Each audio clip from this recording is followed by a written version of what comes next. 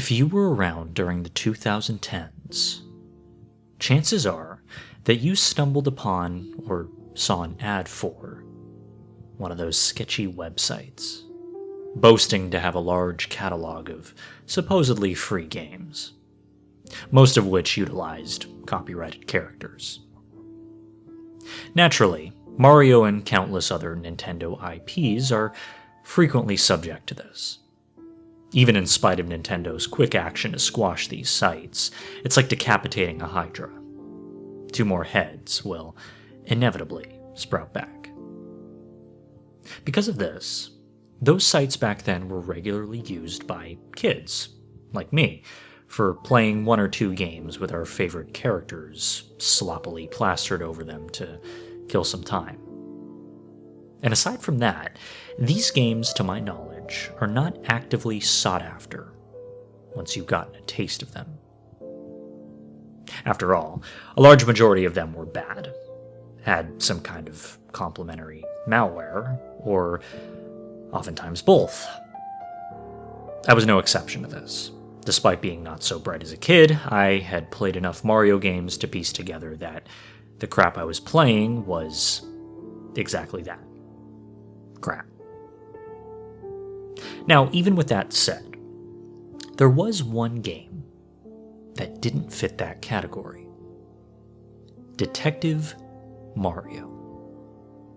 And as the name suggests, Mario takes the mantle of a private investigator, and it's your job to help him solve cases throughout the Mushroom Kingdom. Now, as simplistic as that may sound on paper, the game had surprisingly competent gameplay behind it, especially when it came to finding clues, solving puzzles, etc. It was difficult yet rewarding to play, which contributed heavily to my fixation on it. So, I found myself frequently revisiting it, cracking all the cases, finding secrets, basically trying everything that the game had to offer. And even after a while, I managed to 100% complete it, getting all 5 stars on my save file. As accomplished as I felt, especially considering the amount of time that I had fed into Detective Mario, I was also disappointed that there was nothing left for me to do, and that I would have to move on to something else.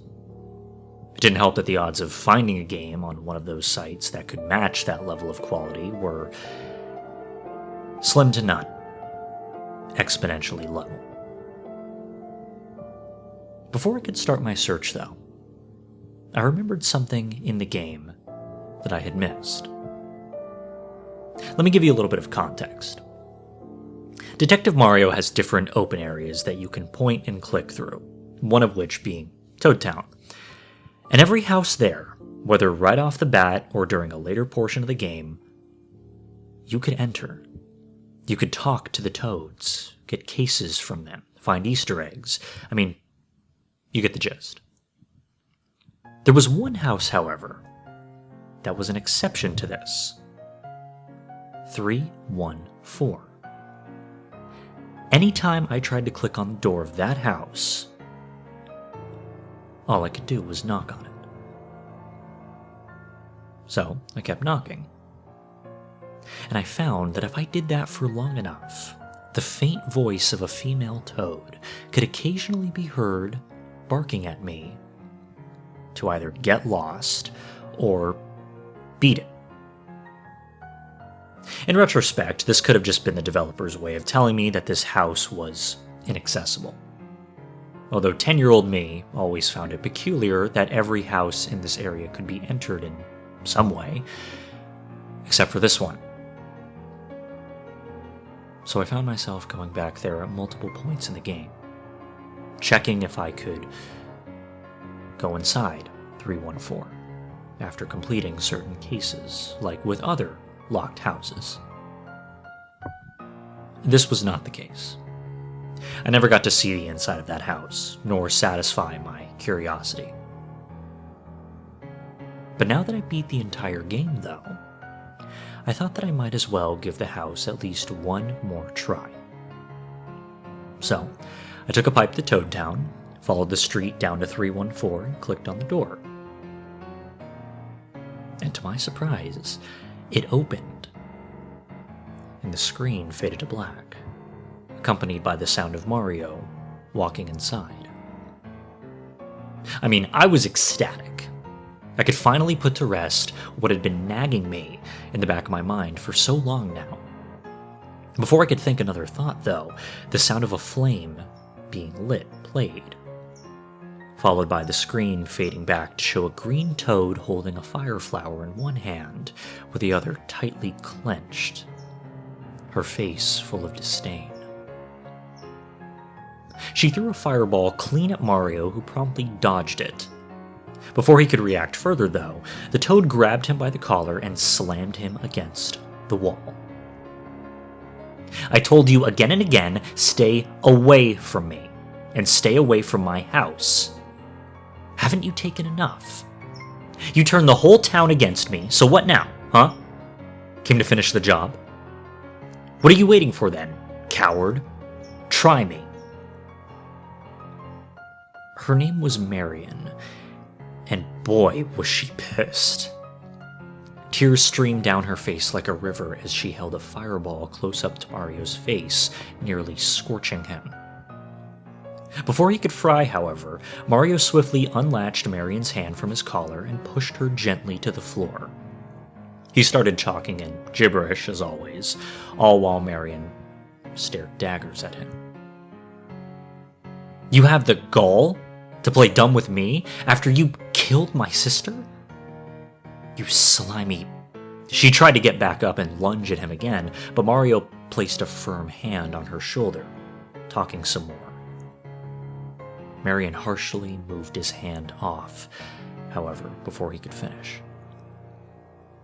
You think you can manipulate me? I saw you. I saw you take her that night. I'm not stupid, Super Mario.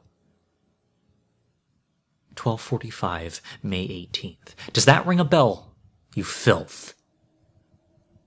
She spat at Mario's face with gritted teeth, continuing to stare into his soul.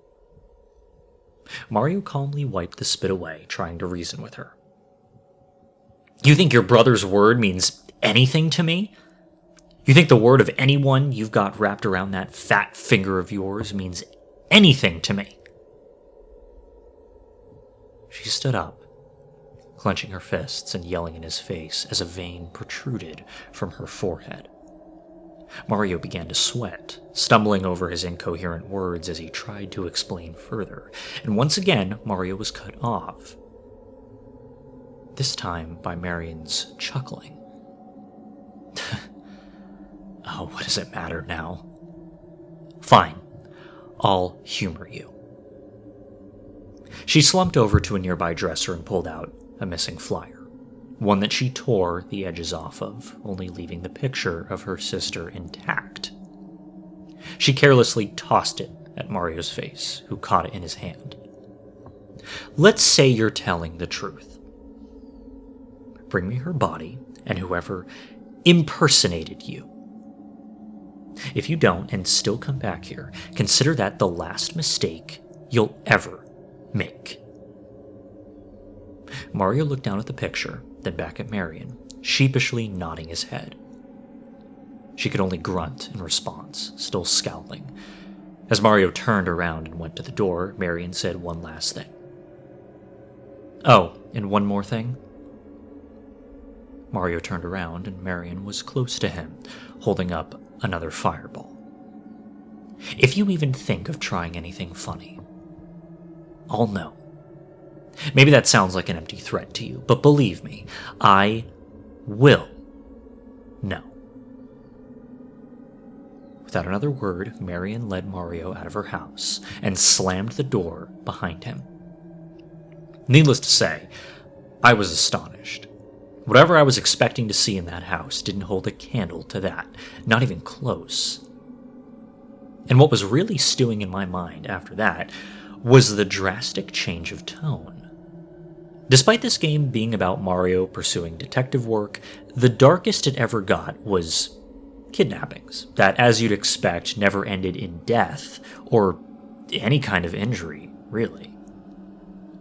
Here, meanwhile, someone had apparently died, and it was my job to find where their carcass was. I tried to rationalize it as Marion being mistaken and that her sister was just being held hostage by someone. Thinking back on those tears, though, they said it all. It didn't take long for me to sing a different tune. Not to mention how surprisingly smooth the animation was. And while the game had minor animation here and there, it definitely wasn't that professional looking before. Regardless of how dramatic that encounter was, my curiosity wasn't satiated yet. I had to learn more. So I accepted the case. Before I could go hunting, however, I decided to head back to Mario's house to sleep until morning. Clue hunting in this game was hard enough at times, and searching for minor details at night was tedious, to put it lightly. Before I could journey towards Mario's house, however, I took notice of something outside of Marion's house. The fence leading to her backyard was subtly cracked open, and the lock on it was missing. At the time, I waved this off as me misremembering its appearance, especially after how tense that confrontation was. I dismissed it as paranoia and set off. Speaking of which, though, I guess you could say that was affecting me in more ways than one. Now that I was alone, clicking through the empty streets of Toad Town, the gravity of the killer that Marion described finally hit me.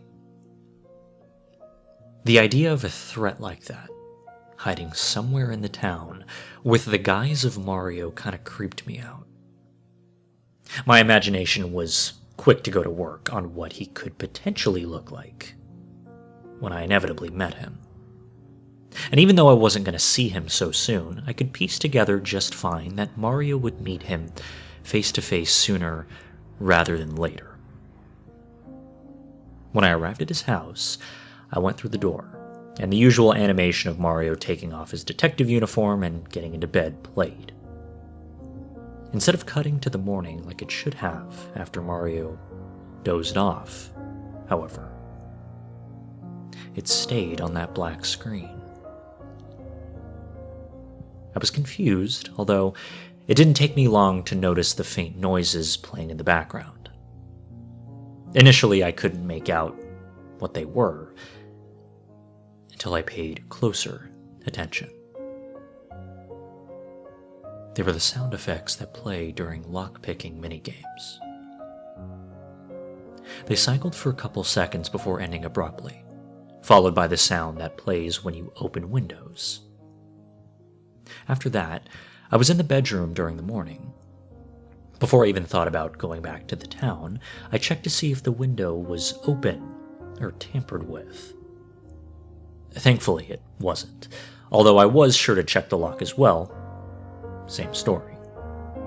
Still not convinced, I went around Mario's house to see if any of his possessions were misplaced or out of order. Again, negative. With my paranoia under control, at least for the moment, I decided to set back to Toad Town. The moment I went out the front door, I finally got my objective indicator. I was kind of confused as to why I didn't get this earlier. After all, you do have the option to research for cases at night.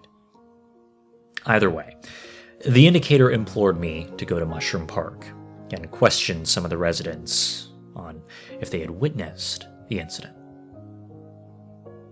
Now that was even stranger. Marion never specified the location for her sister's abduction. Why was I only getting the nugget of knowledge now? So many questions that weren't going to get answered by me just sitting there. So I strolled down to Mushroom Park. When I arrived, there weren't a lot of toads around, just a couple sauntering about. There were enough to question, though, so I prompted each one individually. And just my luck, none had any useful information. Matter of fact, only 1 or 2 of them were actually around on May 18th, and they didn't even stay past sunset.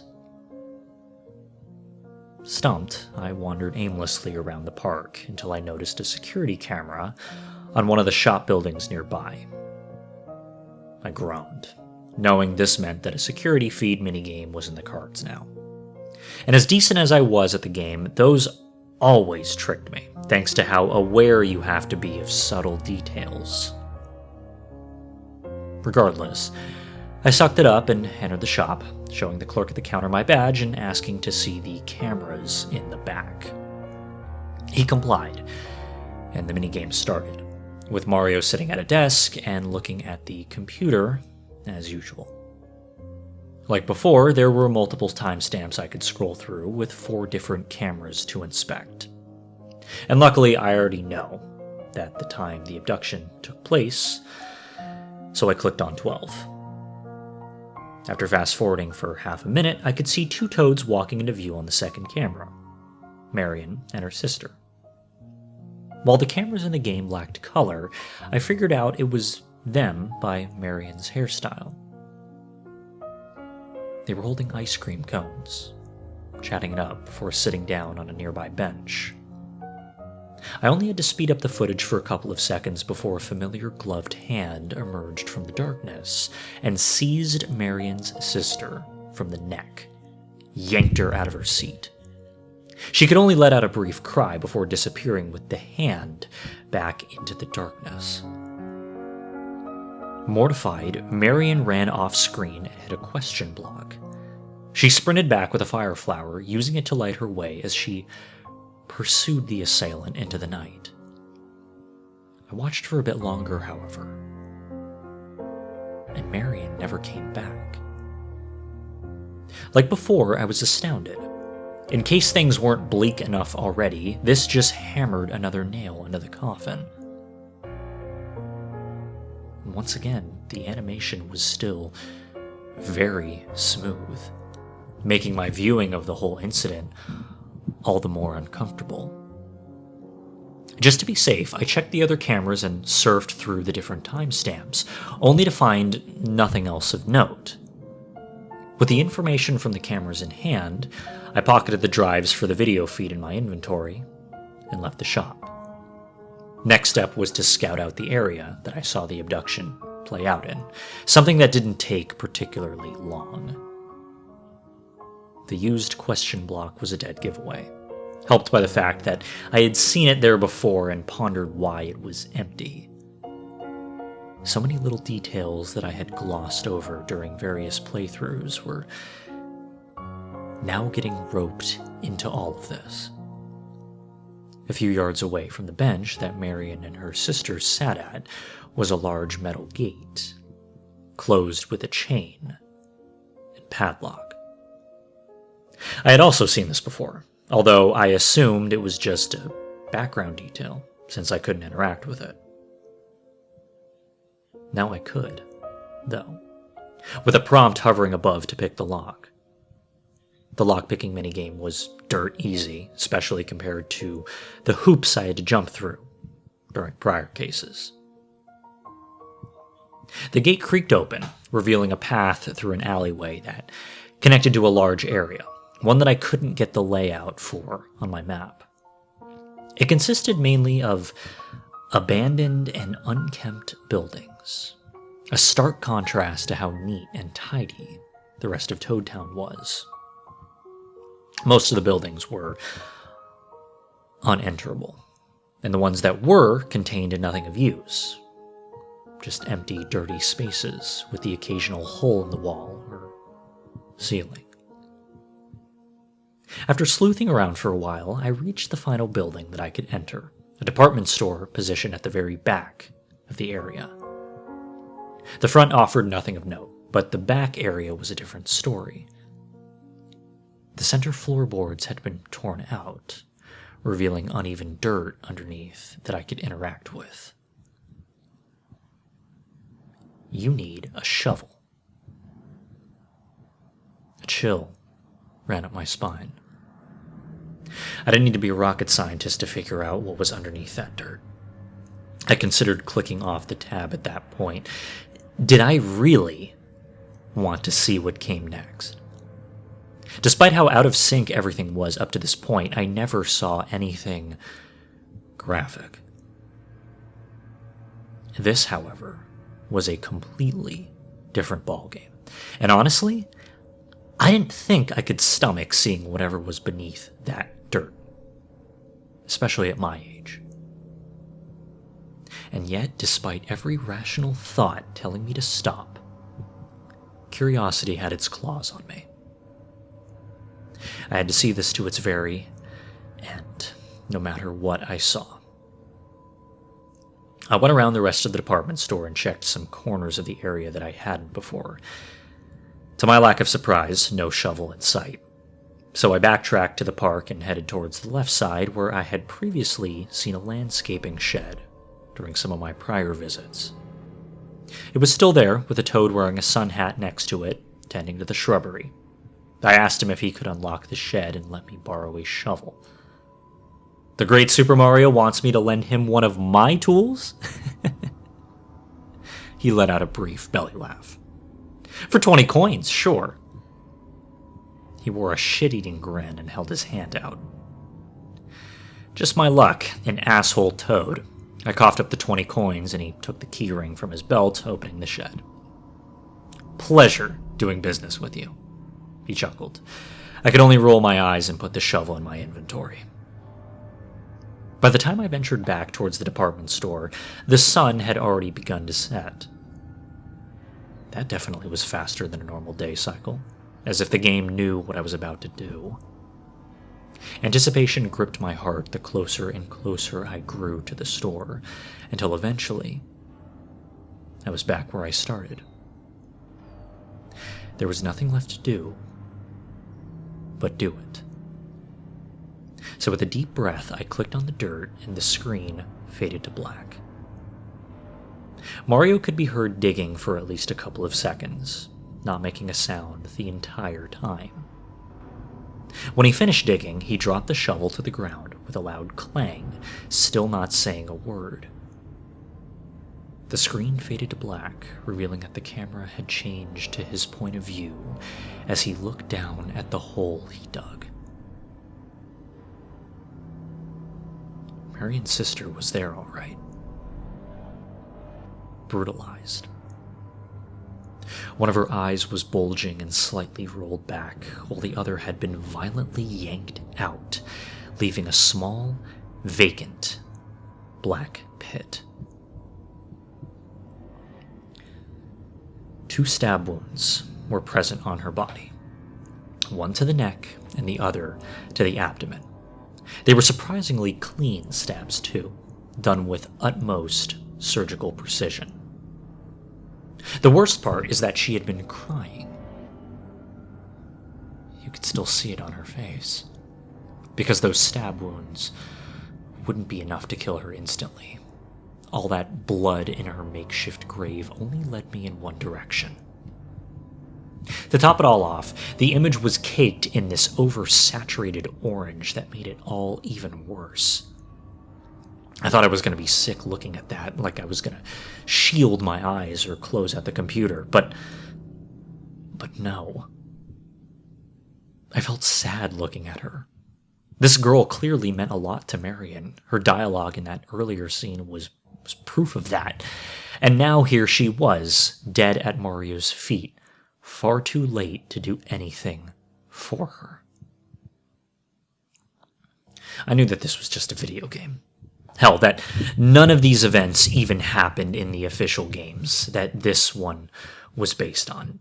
And yet, me being so emotional as a kid, I honest to God almost cried for this poor mushroom lady and her sister. I didn't want to look at it anymore. I tried to click away. Nothing worked, though, as I was just locked on that screen, unable to make that disgusting image go away. It didn't take me long to realize that I needed to click on the corpse. After some hesitation, I flung my mouse cursor over and clicked it. Without a second more, a cutscene initiated. It was from the perspective of the assailant who threw Marion's sister into the back room. There was no audio, just a low, barely audible ringing sound playing on loop in the background. She rolled over on her back and looked up at the man, fear spreading on her face. She was saying something with tears in her eyes, potentially pleading for her life. It did her no good, sadly. The man pulled something off of his belt, a switchblade which he snapped into place. She started to scream, which, unlike everything else, was very much audible. I even had to cover my ears and turn down the volume briefly because of how loud it was. The man lunged at her, however, the camera, and thankfully the shrieking cut away before I could see what he was about to do to that poor woman. I was damn near shaking at that point. I just wanted this to be over, yet it still wasn't. When I was put back in control, thankfully no longer staring at the corpse, an objective indicator popped up. Call Luigi. I was confused, but I did exactly that. I brought the phone up and dialed his number. He picked it up almost instantly, asking what was going on. And without my control, Mario texted him what I could only assume to be the coordinates for the department store. Confused, Luigi kept asking why until Mario abruptly hung up and put the phone away.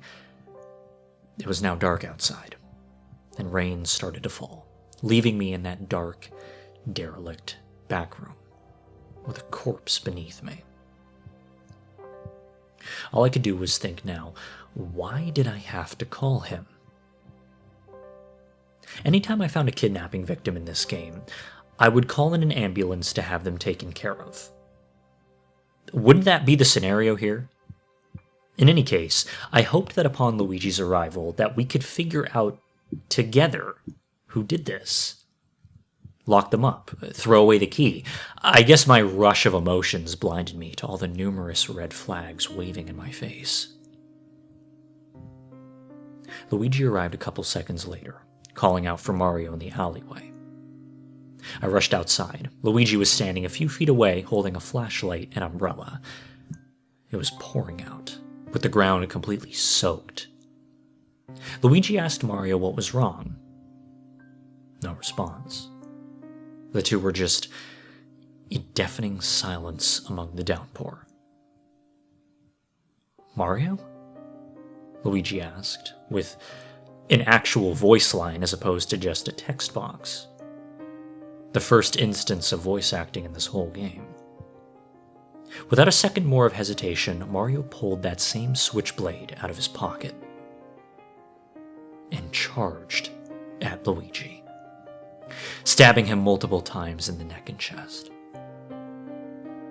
He tried to resist.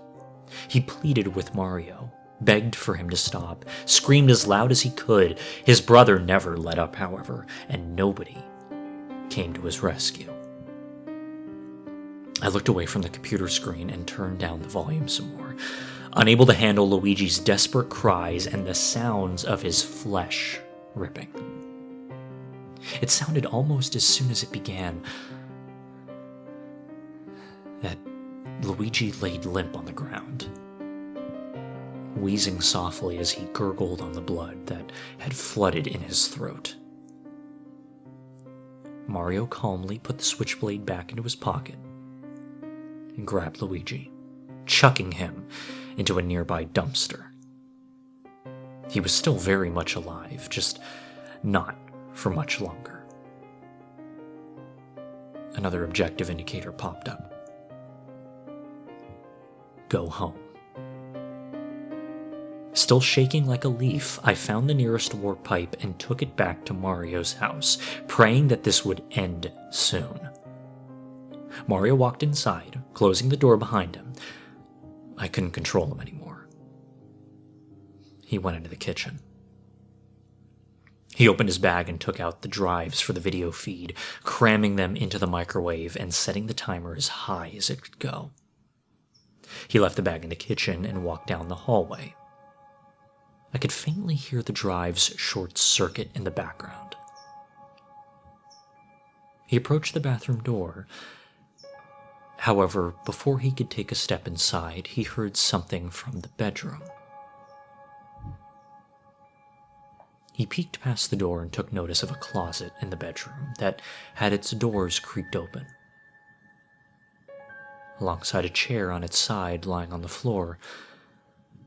And when he approached it, I could hear faint groaning come from inside the closet. He closed the doors and pushed the chair back up against them.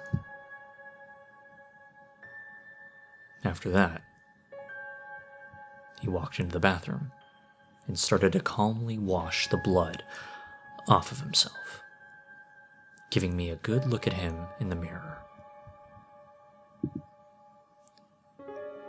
That wasn't Mario.